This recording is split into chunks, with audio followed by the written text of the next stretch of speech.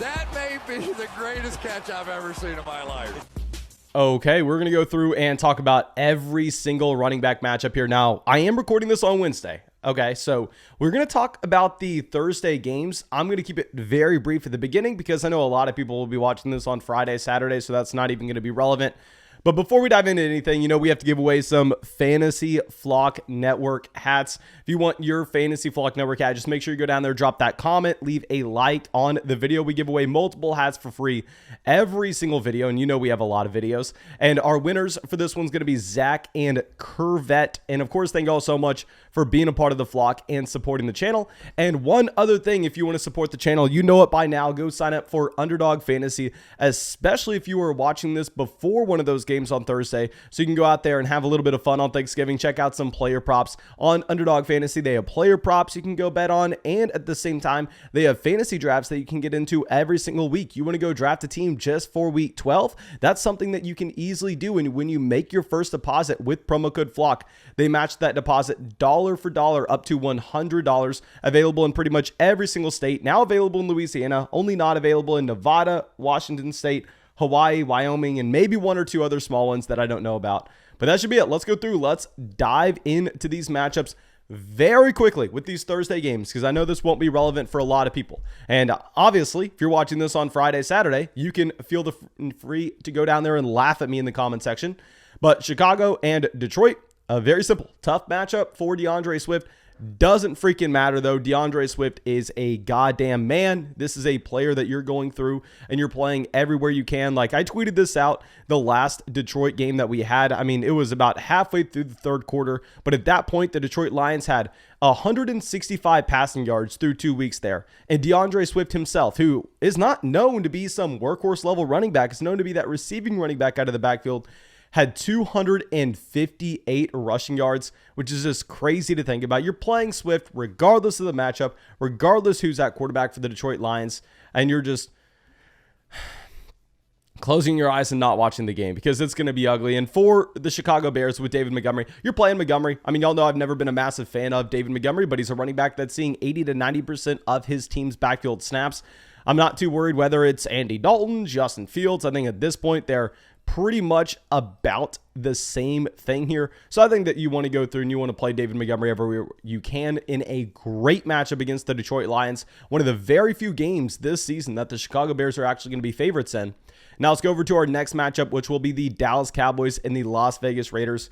Looks like Ezekiel Elliott's going to play this game. Now with Zeke, you can't be too excited playing through a knee injury. And at the same time, I mean, with this Dallas Cowboys offense, maybe you have to be a little bit more pessimistic if we do not have Amari Cooper and there's a chance we don't have CeeDee Lamb. The way everybody's talking about it sounds like CeeDee Lamb's probably going to play. He did practice today. So with that being said, you're going to play Zeke. Lower your expectations just slightly. Maybe Tony Pollard has a little bit of an expanded role, but you can't play Pollard just because we really don't know on that. I think that he does have the ceiling. Obviously, Pollard could be a top 10 running back in fantasy if he was able to come out here and take that starting job away from an injured Ezekiel Elliott, but that's not going to happen. In the case of the Las Vegas Raiders, y'all know Josh Jacobs was someone I actually liked coming into the season because on Underdog Fantasy, where we were drafting every single day, we were getting Josh Jacobs in 12-team drafts in the 6th round.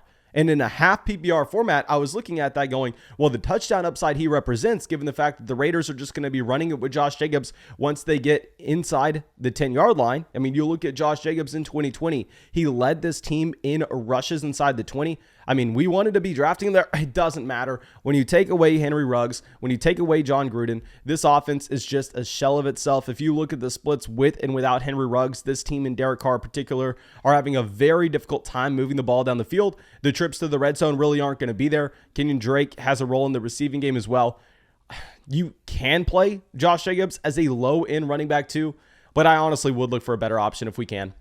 And then our next matchup, we got the Buffalo Bills, the New Orleans Saints. Zach Moss, a running back that I liked a couple weeks ago because he was getting every single touch in the red zone. He was also going out there getting every target out of the backfield for one of the best offenses in football. Well, since then, I mean, looks like they're just splitting this backfield into thirds with Matt Breida, as well as Devin Singletary and Zach Moss. So you can no longer go through and start Zach Moss. I mean, honestly, at this point, he's like a handcuff running back. And then for the New Orleans Saints, you start whoever starts. I mean, if for whatever reason, I mean, Alvin Kamara is able to make it back, he's probably not going to be able to. We did not include him in our top 24 running back rankings. You play Kamara. If Kamara's not there and Mark Ingram plays, you play Mark Ingram. If Mark Ingram doesn't, you play Tony Jones. Just knowing that the running back role here will have a ton of value. I don't even think Mark Ingram's that much more talented than over Tony Jones. So if Tony Jones is the starting running back with Mark Ingram possibly missing through a knee injury, you're playing whoever's the starter there. And then our next game will be the Pittsburgh Steelers and the Cincinnati Bengals, our first game on Sunday. And here with the Pittsburgh Steelers, fire up Najee Harris. I mean, with Harris, he was actually our running back 1 last week. Just looking at the fact that, I mean, you had him in a great matchup against the Los Angeles Chargers. And at the same time, we know that he is going to have such a high floor based on the workload that he has in that offense. Getting to 20 carries pretty much every single week, getting to, I mean, about 6 targets out of the backfield every week as well. That just gives you such a high floor and ceiling combination at the running back position. So yeah, I think that you have to go through, you have to play Najee Harris regardless of the matchup. Obviously, it sucked with him suffering the concussion at the end of the game, but he was able to make it back in.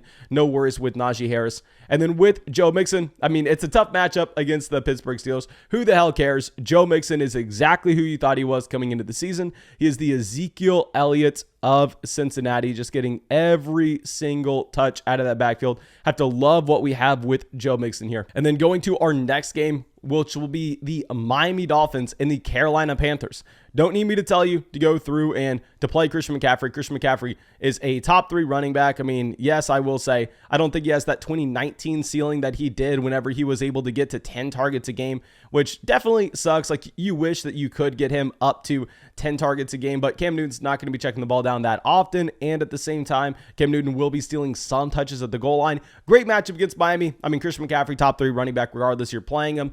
And in the case of Myles Gaskin, I've never made the argument that he's a good running back. I've never really liked Myles Gaskin in fantasy. Y'all know this was a running back that we were avoiding coming into the season, but we're going to continue to have that same stance that we've had since Malcolm Brown went down. He's going to be playing in a bad offense, in a bad matchup, but it doesn't really matter whenever you have Malcolm Brown leaving this offense, and Myles Gaskin in his role just completely changes in Miami, and now all of a sudden he's a running back that you can expect to get close to 20 touches every single week. Like, to go through and look at when you had Malcolm Brown in Miami versus when you leave Malcolm Brown and just have Myles Gaskin.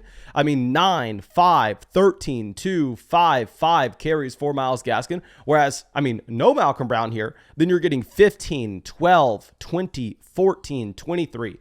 So yeah, I mean, Myles Gaskin, it's a tough matchup against the Carolina Panthers. The Panthers have a pretty good defense, which is kind of crazy just to think about how this team literally last draft in 2020, they had to take every single draft pick they had and take a defensive player just because they really had nobody else there that was going to be able to give them anything. They had a ton of players leaving that defensive unit. So the fact that they were able to turn it around this fast, amazing. Nonetheless, I think you do play Myles Gaskin as a low-end running back too, just because the volume. And our next matchup will be the Philadelphia Eagles and the New York Giants. Last I checked, it looks like Jordan Howard is not going to be playing this game. Let me pull up the most recent report. And if Jordan Howard is not playing, fire the hell up Miles Sanders. I mean, with Miles Sanders here, he would all of a sudden be a top 20 running back. Yeah, so Jordan Howard, like I said, is sprained knee, expected to miss week 12. So I think we can play Miles Sanders. I mean, with Miles Sanders, y'all know we were the first people talking about this, and that's why he was on our buy low list a couple weeks ago. And that's with the identity shift for the Philadelphia Eagles offense from a team that was just completely abandoning the run and just throwing it every single time, giving Jalen Hurts 40 passing attempts a game when Miles Sanders was their first and second down running back there. That starting running back role wasn't really valuable in Philadelphia. But as soon as they kind of transitioned more to being a run-first offense, running the ball every single play and really kind of skewing away from Jalen Hurts as a high-volume passer, now you want that starting running back in Miles Sanders for Philadelphia. I mean, this past week, he looked very good coming back his first week from that injury. So I think you can be really excited about what we have from Miles Sanders going forward. You have to play him. And with Saquon Barkley, y'all know this was a running back that Last week, we were telling everybody to avoid starting. You knew that Saquon Barkley was going to have a very difficult time really getting anything going in the toughest matchup that you could ask for against the Tampa Bay Buccaneers, and that's exactly what happened. I mean, he came out, and with 6 carries, he had 25 rushing yards. Not great at all. Now, I will say it's so nice in a PPR format when you get that running back that's going to have a role in the receiving game. He does get 6 receptions, 31 receiving yards as well. So he kind of saves his fantasy day with 11.5 fantasy points. But you knew he wasn't going to see his usual workload his first week back. You knew it was a brutal matchup at the same time. This matchup against the Philadelphia Eagles, there's going to be nothing to worry about. This game's actually going to be a lot closer between these two teams. So maybe we can actually get, I want to say 18 carries, which would be more than enough for Saquon Barkley. I think he can work his way up to being an 80% snap rate player. So we're going to have him ranked significantly higher in our rankings this week than we did last week. And then our next matchup here will be the Tennessee Titans and the New England Patriots. Let's actually just put a massive stamp on this game. You can't play any running back in this contest. With Damian Harris, a running back that we've been talking about for a very long time, with literally no involvement as a receiver out of his backfield. And when you have no involvement as a receiver, you need every single carry to be productive. Not only do you need every single carry, but at the same time, you need that touchdown upside in your offense. And simply, we can't rely on that now that Ramondre Stevenson's coming out and he's getting 50% of the carries taken away from Damian Harris. So you can't start Harris. You can't start Stevenson. Regardless of the matchup, I honestly want to say at this point that Damian Harris is very similar to just a handcuff type running back, because I don't think you're ever going to be able to start him unless we see something change with Ramondre Stevenson in this offense. And then in the case of the Tennessee Titans, yes, they move on from Adrian Peterson, something that they honestly should have done last week. I mean, there was no reason to bring in Adrian Peterson. Now, I don't necessarily think that we can start any running back here, because even if you told me, Mason, they move on from Peterson, they still have Jeremy McNichols in concussion protocol, and for whatever reason, Dontrell Hilliard's not going to see the role he had last week. Donta Foreman is going to get 75% of the snaps. And y'all know Donta Foreman, everybody wanted to play him against the Texans last week. I wasn't playing him just because you knew that he wasn't going to be able to get 75% of the snaps, as we discussed at length. Well, even if he could get that this week against the New England Patriots, the Patriots at this point, I think you can say, have the best defense in the NFL. So I think we clearly need to be avoiding that situation. So no, we're going to be actually just not playing anybody in this matchup. And our next game, we'll have the Atlanta Falcons and the Jacksonville Jaguars. Sounds like Cordell Patterson may be good to go. And obviously, this is a fine matchup going up and playing what should be a pretty bad defense against the Jacksonville Jaguars. This game right now, if you're looking at the spread, Vegas literally has it as a pick'em. I mean, you kind of go through and you choose who you want. So you know what? I'm probably going to be saying that we could start both running backs here, assuming that you do have Cordell Patterson, good to go. I think he's a player that we go through and we play right away, because if you're going to be looking at him, it's a little bit different than what we have with Damian Harris, where Cordell Patterson doesn't need every single touch out of his backfield. He doesn't need to walk away with the touchdown to provide you a productive day in fantasy, because what you're getting from Cordell Patterson is the role as a literal receiver in his offense. So I think we're going to maintain our stance with Cordell Patterson. He's like, you take a low-end running back 2 and a low-end wide receiver 3. You combine them together, you get a high-end running back 2 in fantasy. So I think we're going to continue to go through, play Patterson when he's healthy, and that includes this week against the Jacksonville Jaguars. And the same thing with James Robinson. I mean, with Robinson, you know you're going to get 20 touches this game. And what you love to see with Robinson is finally a competitive game for the Jacksonville Jaguars. Not going to be like it just was against the San Francisco 49ers. So great game flow, play James Robinson and Cordell Patterson. In our next matchup, we have Jonathan Taylor and the Tampa Bay Buccaneers. Now, I will say, it's a brutal matchup for Jonathan Taylor. A very tough matchup for him. With that being said, you play Jonathan Taylor everywhere. Last week, we still had him ranked as a top 3 running back going up against a really tough matchup in the Buffalo Bills. But still, you had to play him. And now, I think that, like we've already said, if I ever disrespect the man again by having him ranked anything below running back 1, it is your job to go down there and unsubscribe to the channel. Hold me accountable, because this man is just a completely different breed. So regardless of this being a tough matchup for Jonathan Taylor, you start him. You expect that he's going to get that rushing touchdown. He's averaging like 2 touchdowns a game over the past 2 months. And also, he's just crushing 100 total yards every single week. I'd love to see what his player prop is on Underdog Fantasy right now. And then going over to what we have with the Tampa Bay Buccaneers side of it, yes, you actually do have Ronald Jones stealing the rushing touchdown this past week from Leonard Fournette, but Ronald Jones didn't have a massive role or anything, so we're still going to have Leonard Fournette ranked as a mid running back 2. I think that this will be a game that most likely you just continue to see Tampa just effectively move the ball down the field. I mean, keep in mind that they get Rob Gronkowski back. We know Gronk, especially with what he provides as a run blocker at the same time, is one of the most important players for this offense. So yeah, I think we go through, you play Gronk, we're not even going to dive into the receivers. We're just going to go jam in Leonard Fournette. You can't consider Ronald Jones. In our next matchup, we have the New York Jets and the Houston Texans. And I would love to know your opinion on this. I know a lot of people are wasting their time with Rex Burkhead. In my opinion, you can't start Rex Burkhead. I don't care about the matchup. I don't care with what he has gotten as of late. I think the ceiling that you have with Rex Burkhead is so damn capped. Now, yes, if you're looking at the workload that we have had since you had, Mark Ingram leaving, it's higher, but look at what you're getting. It doesn't matter that he comes away with 18 carries against the Tennessee Titans this past week. Keep in mind, he goes with 18 carries against the Titans, and the Houston Texans win this game. What else can you ask for? And you know how many fantasy points he comes away with. Please, if you're watching this as a Premier right now, if you're a part of Premier Gang, you're subscribed to the channel and you have the bell hit next to the subscribe button in the live chat, spam how many fantasy points you think that Rex Burkhead got off of those 18 carries. 4. He got 4. So I don't think you can start him. I am not going to be considering it at all. I think instead, you're probably going to go through and you're just going to be looking at the New York Jets side of the things, because I think that you could honestly consider Ty Johnson. The reason for that is with Ty Johnson, you've seen him split the receiving role with Michael Carter over the past month anyway. 7, 6, 3, 8 targets. 13, 19, 14, 9 fantasy points. And once you remove Michael Carter, obviously he's going to get an expanded role. You know what? I think you can start Ty Johnson. I didn't rank him as a top 24 running back, but if you are desperate for a flex play, I think Ty Johnson is actually going to be the player that I would be willing to put into the starting lineup here. Now let's go over to our next game. This will be the Los Angeles Chargers and the Denver Broncos. You don't need me to tell you to start Austin Eckler. Right? Everybody should start Austin Eckler. Everybody shouldn't expect Austin Eckler to be a running back 1 this week, regardless of this being a pretty tough matchup against the Denver Broncos. Now, in the case of the Denver running backs, here's where we need to have a conversation, because keep in mind, this is going to be a great matchup against the Los Angeles Chargers. We know the Chargers, they have a really bad run defense where you would naturally want to go through and play any running back that you can against them. Now, the issue is, you actually have the Denver Broncos splitting this backfield 50-50 between Melvin Gordon and Javonte Williams.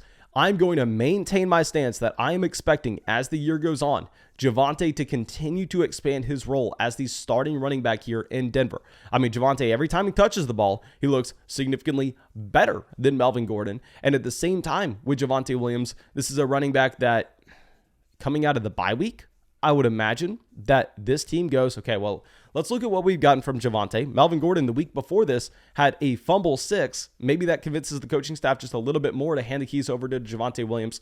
So I think you can start either running back if you want. They're both going to be low in running back 2, high in running back 3s for me, just because the matchup's so damn good. And obviously, this is a fine situation to be in. Now, our next game will be the Minnesota Vikings and the San Francisco 49ers. Right now, we simply don't know if Elijah Mitchell is going to be good to go. I ranked it as Elijah Mitchell would be healthy this week. Going to be something we have to continue to monitor throughout the week, however. And obviously, you're playing Dalvin Cook. You don't need me to tell you that. And in the case of Elijah Mitchell, the last report that we got is yesterday coming out, says he's considered day-to-day with the finger injury.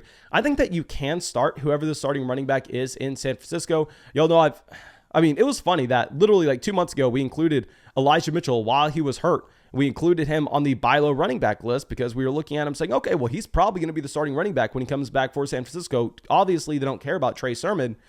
He comes back. He clearly is the starting running back. He's not really getting anything as a receiver. So okay, he's a sell high. He has a couple games with over 100 rushing yards and the rushing touchdown. Yeah, that's not going to be able to maintain. So we are going to be selling him high from here. Oh my gosh, we got so much hate. All of a sudden, we got pegged as that Elijah Mitchell hater. Doesn't really matter. He's still, with him not getting anything as a receiver in this backfield, I'm a little bit worried about the ceiling being capped here. I think you would go through and play him as a low-end running back too if he is good to go against the Minnesota Vikings. However, the issue is this game is actually going to be scheduled to be played at 4 p.m. on Sunday. So I would say if you're thinking, okay, should I count on Elijah Mitchell or should I go with the player on Thursday? You go with the player on Thursday. And our next matchup will be the Los Angeles Rams and the Green Bay Packers here. And with the Rams, you play Darrell Henderson. With the Packers, you play A.J. Dillon. A.J. Dillon, a mid running back one this week. Really nothing to discuss. Let's move it on. Let's go to the Baltimore Ravens and the Cleveland Browns. And with the Baltimore Ravens, I know Devonta Freeman had a fine game this past week. I'm not playing Devonta Freeman. I want nothing to do with Freeman. If we were going to be looking at anybody, the question is, and also you play Nick Chubb, you lower your expectations with Nick Chubb now that we're possibly getting Kareem Hunt back into this offense. Really, the question comes down to it. Are we going to be going through and playing Kareem Hunt? Now, I will say this is a brutal matchup. And at the same time, not only is it a brutal matchup, but you do have Kareem Hunt, his first week back from a calf injury. So this will be a spot that is going to be very similar to what we said with, the first week back for like Jerry Jeudy, the first week back for someone like Michael Gallup. You're avoiding them their first week back. I would rather see him come back and perform effectively. Then we could go through and then we can consider starting him. But yeah, I'm going to be avoiding him just for now. And our next matchup, our last one, will be the Seattle Seahawks and the Washington football team. I'm going to be avoiding everybody here. With Antonio Gibson, he has no role as a receiver in his own offense. This is a running back that's exclusively being used as that first and second down running back. And now if you're going to be looking at what we actually have over there in the case of the Seattle Seahawks, this is a situation where four running backs got carries this past week. If all four of them are going to be getting touches and Rashad Penny actually started the game, I don't think you can go through and play Alex Collins. I really have no interest in playing Alex Collins. But of course, thank you so much for being a part of the flock and checking out this video. I really hope that we were able to help you out. And of course, go down there, drop that like, leave a comment, and subscribe to the channel to get entered in to win a Fantasy Flock Network hat. And of course, you can always go support the show by signing up for Underdog Fantasy. Use promo code FLOCK. They'll match that first deposit dollar for dollar up to $100. Nothing supports this channel more. Yeah, thank you again. Really hope you all enjoyed it and wishing you all the best of luck. And everybody have a great Thanksgiving.